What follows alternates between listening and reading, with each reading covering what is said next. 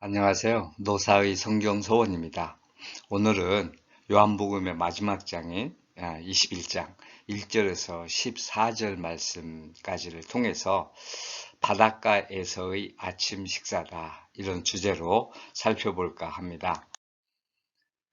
먼저 1절에서 3절 제자들이 고기를 잡으러 갔습니다. 21장 1절 말씀. 그 후에 예수께서 디베라 호수에서 또 제자들에게 자기를 나타내셨으니 나타내신 일은 이러하니라. 시몬 베드로와 디두모라 하는 도마, 갈릴리 사람 나다나엘과 세베대의 아들들과 또 다른 제자들이 함께 있더니 시몬 베드로가 나는 물고기 잡으러 가노라 하니 그들이 우리도 함께 가겠다 하고 나가서 배에 올랐으나 그날 밤에 아무것도 잡지 못하였더니, 우리가 이 본문의 말씀을 이해하기 위해서는 지금 우리도 디베라 바닷가로 가야 되겠습니다. 그리고 지금 밤에 고기를 잡으러 아니면 오후 늦게 잡으러 베드로가 나가자고 한 것 같아요.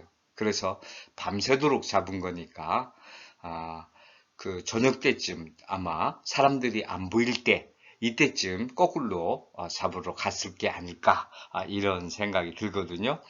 먼저 디베랴 바닷가 이랬는데 디베랴 바닷가는 갈릴리 호수입니다. 그런데 헤롯 왕이 그 로마 황제가 그때 티베리우스인데 2대 황제 가이샤 다음에 이제 그 티베리우스 황제인데 말이죠. 이 황제에게 계속 잘 보이려고 아부하느라고 갈릴리 바닷가 북쪽 그 일부분을 북동쪽이죠.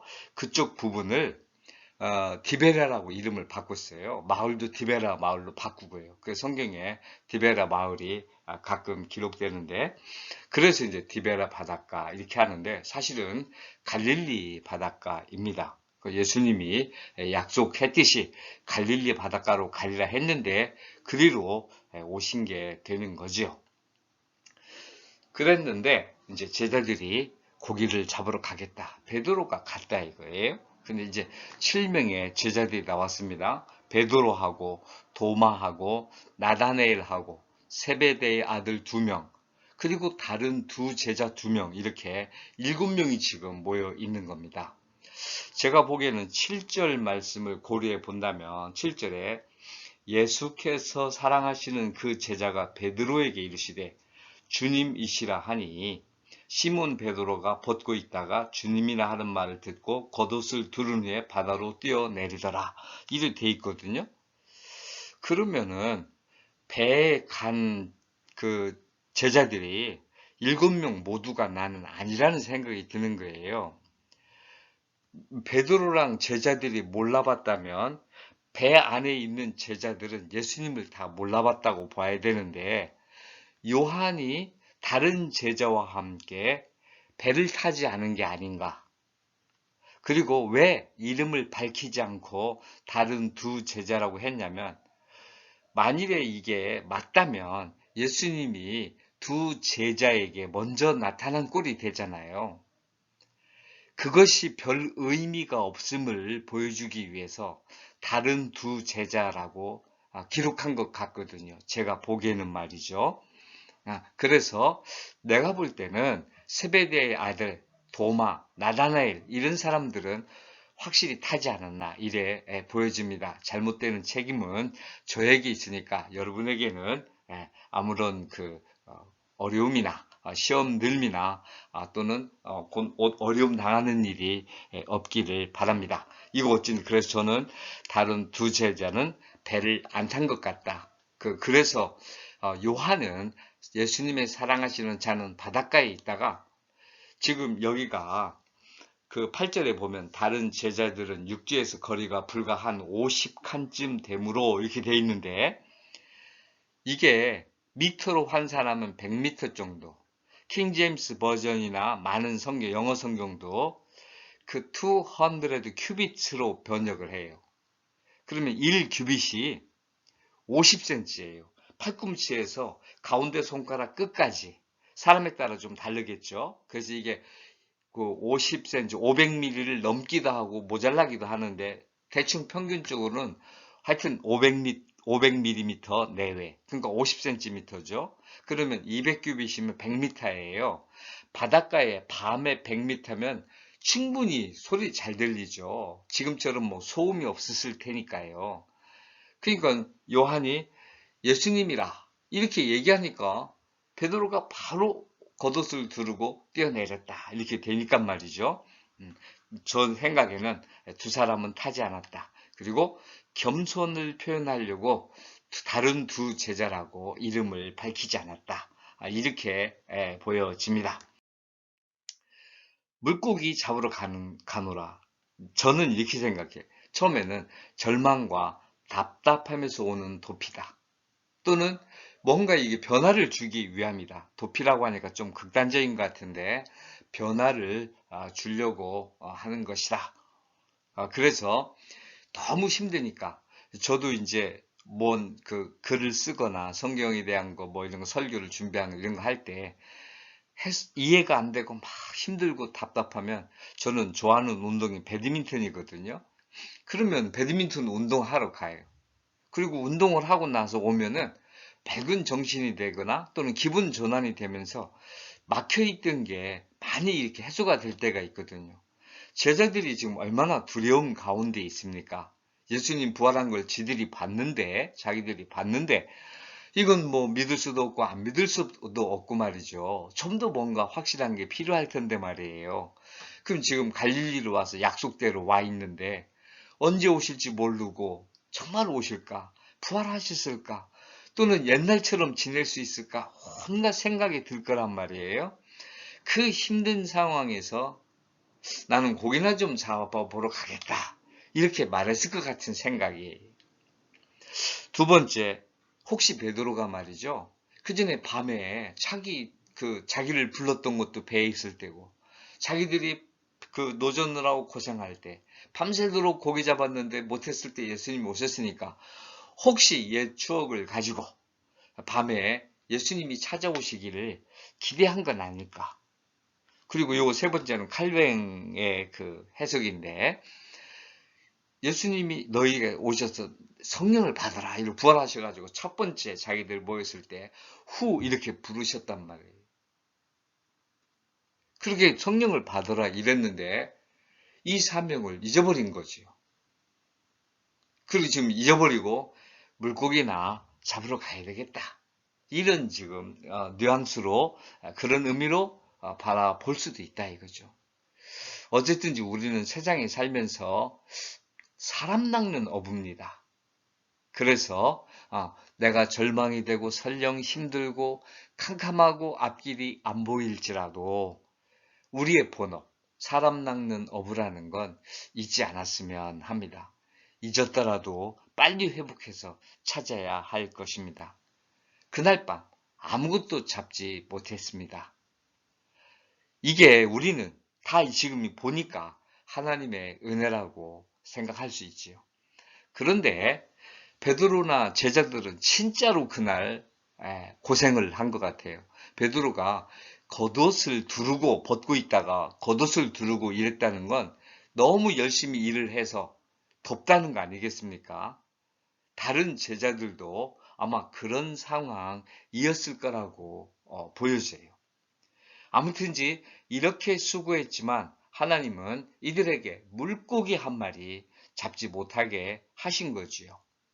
뭐 공중에 나는 새가 떨어지는 것도 하나님의 뜻인데 제자들은 아무것도 몰랐지만 지금 우리가 이 말씀을 읽을 때는 이건 하나님이 이들이 고기 잡으러 갔는데 만일에 잡아버려 가지고 세상 맛을 보게 되면 안 되잖아요.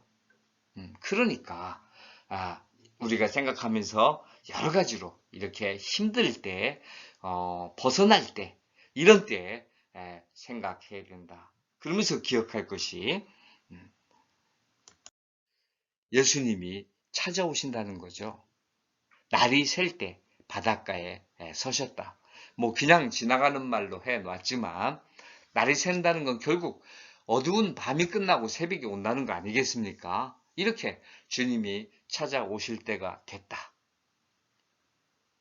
그 그 라헬이 아이를 못 낳아가지고 그렇게 언니한테 또 하녀들한테 구박을 받았을 텐데 전혀 하나님이 돌아보시지 않으시다가 때가 되니까 돌아보신다 이거죠.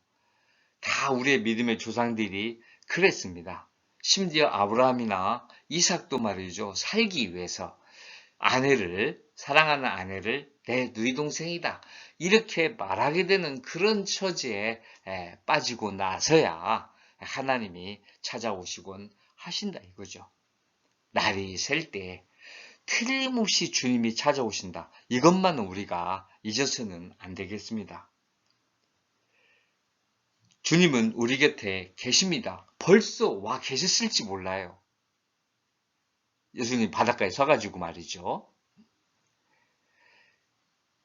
제자들은 알아차리지 못했죠. 우리 곁에 계신 주님이고 제자들은 알아차리지 못한다. 비록 멀리 떨어져 있지만 만일에 베드로가 예수님이 찾아올 것이라고 했다면 그런 조금이라도의 뉘앙스 이런 것 저런 거를 너에게 고기가 있느냐? 없나이다. 이렇게 했잖아요. 고기를 좀 잡았느냐? 없나이다. 그러면 벌써 그때 질문할 때 민감했다면 알아차릴 수 있었던 거지.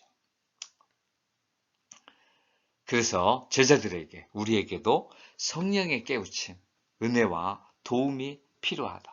너에게 고기가 있느냐? 없나이다. 어떤 표정으로 어떤 목소리였을지 모르겠어요. 너무 지치고 절망한 그거죠. 절망한 목소리겠죠. 아마 우리말로 하면 아니요. 이렇게 했을 것 같아요. 아니에요. 없어요. 한 마리도 못 잡았어요. 뭐 어쨌든 이런 게 있었을 것 같아요. 아마 우리가 사업을 한다면 예수님께서 돈이 있냐라고 물으실 겁니다. 공부를 한다면 배운 게 좀 있니? 라고 물으실 겁니다. 그때 우리는 대답할 게 뭐지요? 정말로 세상 것 아무리 벌어도 아무것도 없나이다. 세상 책을 아무리 보고 배우고 읽고 훌륭하게 되고 최고의 학자가 또는 최고의 전문가가 된다 할지라도 거기에는 아무것도 없나이다. 그게 유일한 답이요. 맞는 답이라고 생각을 합니다.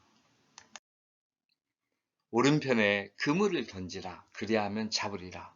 뭐 예수님이 왼편에 그물을 던지라. 그리하면 잡으리라. 그랬으면 되지요. 그런데 늘 오른편은 하나님 편. 하나님의 역사하시는 하나님의 힘이 솟구치는 오른팔로 너희를 붙들리라. 왼손 말씀을 잘 안 하셨어요. 대부분 다 저는 왼손잡이인데 오른손이 더 힘이 있고 대부분의 사람들이 오른손잡이니까 힘을 상징하는 하는 거지 왼편 오른편이 아니잖아요. 분명히 예수님의 말씀대로 하면 잡습니다. 돈을 법니다.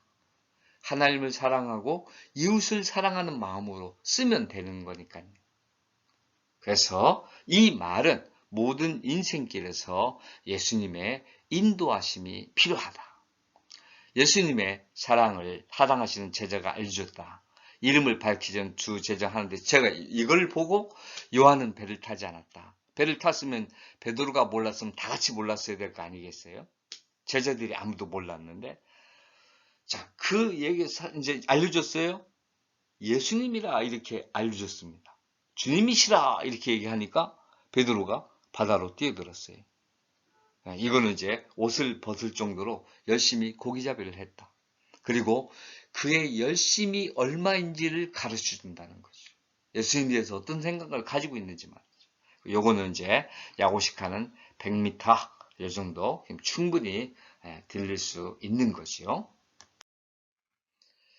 바닷가에서 식사합니다. 우리가 이거를 영화로 촬영한다고 해보세요. 디베레아 바닷가 잔잔한 아침이니까 뭐 파도가 거세지 않을 것 같아요. 또 뭐 그건 뭐 바다가 아니니까 대양이 아니니까 뭐 밀물 썰물도 없고요. 거기 쫙 바다가 펼쳐진 그 가에서 말이죠. 물이 쫙 펼쳐지는 바닷가에서 말이에요. 호숫가에서 불 펴놓고 지금 식사를 하는 겁니다. 얼마나 배고프겠습니까? 거기 멋진 장면이지요. 꼭 필요한 거, 숯불, 생선, 떡이 준비되었어요. 이건 안사라이언 이렇게 돼 있는데 안사라이언 목적격으로 안사라키아 미안해 안사라키아인데 요거는 불이 붙어 있는 숯불입니다. 숯은 안사락스입니다. 안사락스 안스락스 예. 그래서 숯은 안스라크스고 표현인과 안스라키아 이렇게 돼 있어요. 숯불이 붙어 있는 거예요. 여성명사. 그 다음에 생선, 옵사리온 이렇게 돼 있는데 이거는 우리가 바닷가에 있는 거는 갈치 막 이러잖아요. 그런데 잡아온 거는 생선이라고 그러잖아요. 그래서 잡힌 물고기를 의미한다. 물론 이제 작은 물고기를 익디스 헬라어로 익디스는 큰 물고기 이걸 의미하고 옵사리온은 그 작은 물고기를 의미한다 이러는데 또 동일하게 생선으로 잡힌 거는 생선으로 이렇게 표시할 수 있겠죠. 그 다음에 떡, 아르톤, 떡이 준비되어 있었다. 그랬더니 예수님이 이제 이렇게 준비해 놓고 잡은 생선을 가져오라. 이건 정말 신선한 거 아니겠어요? 그래서 이거 이제 예수님도 잡수셨을 거 아닙니까? 그래서 이제 물건 생선을 가져오려니까 그물을 올렸어요. 그 보니까 153마리라. 헬라어 글자, 히브리어 글자도 마찬가지인데 글자에 다 숫자를 부여했습니다. 그래서 뭡니까? 알파, 베타, 감마, 델타. 그렇게 이것들이 다 숫자가 있어서 그 숫자를 합쳐보면 그 의미가 말이죠. 이제 이거는 다 알레고리적인 해석이에요. 거룩함, 완전수, 이걸 의미한답니다. 거룩함을. 그러니까 여러 가지 주석이 많이 있는데 뭐 크게 저는 의미 둘 건 없다고 봐요. 다만 153마리를 써 놓은 것은 나름대로 그들에게 갖는 어떤 함축적인 의미가 있었을 거다라고 보여집니다. 저도 우리에게는 하나님이 완전하게 이루시는 분이시다. 언제든지 그때그때 필요한 대로 완전하게 우리에게 완전하게 우리는 맨날 뭘 하나님이 주시면 찔끔 준다 하는데 그건 우리 얘기고 하나님은 완전하게 주신다 이거죠. 아무도 묻지 않습니다. 예수님이 조반을 먹어라 이랬어요. 그런데 아무도 질문 안 해요. 우리가 여러 가지 생각을 해봐야 되겠죠. 예수님을 부인하고 도망가 버렸으니까 그런 게 있을 것이고 부끄러운 게 있을 것이고 또 하나는 근데 지금 베드로가 막 뛰어들고 이런 걸로 보면 부끄러움은 없어진 것 같아요. 어쨌든 지금 일말에 그런 가능성이 있고 또 하나는 이건 이제 많이 확실한데 정말 예수님이 맞아? 이런 의문에서 말이죠. 예수님 맞으세요? 이렇게 말할 수가 없는 서로 간에 막 깽기는 거 이런 게 있으니까 그냥 먹기만 하는 거예요. 얼마나 어색한 분위기일지 모르겠어요. 지금 숯불 영화로 딱 해서 우리가 이걸 지금 화면으로 뭐 이렇게 유튜브식으로 본다고 할 때 말이죠. 상당히 어색한 분위기일 수 있겠어요. 그러나 예수님은 뭐 여유 만만이시죠. 우리 사람으로 비친단 말이에요. 떡과 생선을 예수님은 이에 아랑곳하지 않고 떡과 생선을 그들에게 주십니다. 이렇게 나눠서 먹어라. 이렇게 너희들 먹어야 돼. 이거죠. 우리에게도 늘 이러십니다. 보니까 말이죠. 9절은 육지에서 올라오니 숯불이 있는데 그 위에 생선이 놓였고 떡도 있더라. 이러고 그 다음에 10절에 지금 잡은 생선 좀 가져오라. 그랬더니 11절에 시몬 베드로가 올라가서 그물을 육지에 끌어올리니 그 큰 물고기가 53마리라. 이렇게 돼 있어요. 그랬더니 예수님이 이르시되 와서 조반 먹어. 저반 먹어라. 그러니 제자들이 주님 누구신 줄 아는 거로 당신이 누구냐 감히 묻는 자가 없더라. 예수님께서 가셔서 떡을 가져다가 그들에게 주시고 생선도 그와 같이 하시니라. 14절입니다. 이것은 예수께서 죽은 자 가운데 살아나신 후에 세 번째로 제자들에게 나타나신 것이라. 한 번은 자기들 도마가 없는데 예수님들이 모여있어 제자들이 모여있는 가운데 오셨죠. 그리고 도마가 의심하니까 도마가 있는데 오셨단 말이에요. 그리고 요게 세 번째입니다. 그러니까 부활절날 마리아에게 나타나시고 한 건 다 한 번으로 치는 거죠. 그리고 이거 이렇게 해서 세 번째가 되는 거예요. 이렇게 나타나시는 이유는 뭐죠? 부활을 확실하게 하려고. 우리도 그러니까 확실하게 예수님 부활하신 것을 믿을 수가 있잖아요. 초조와 불안과 절망과 미래가 보이지 않는 그 상황에 예수님은 티베리아 바닷가로, 그 이름도 안 좋은 말이죠. 아부의 이름, 그 더러운 곳에, 그곳에 예수님은 오십니다. 절망하며 좌절하며 부끄러움과 수치와 인간적인 욕망이 용툴되고 있는 그 제자들에게 오셔서 아침 조반을 준비하시고 식사를 대접해 주시고, 그리고 우리 후반부에 다음 회포를 내가 나를 사랑하느냐라고 사명을 주시는 예수님, 이 예수님과 함께하는 식사를 우리는 늘 누려야 하겠습니다. 그렇게 예수님과 식사를 나누는 여러분과 제가 되기를 기도합니다. 감사합니다.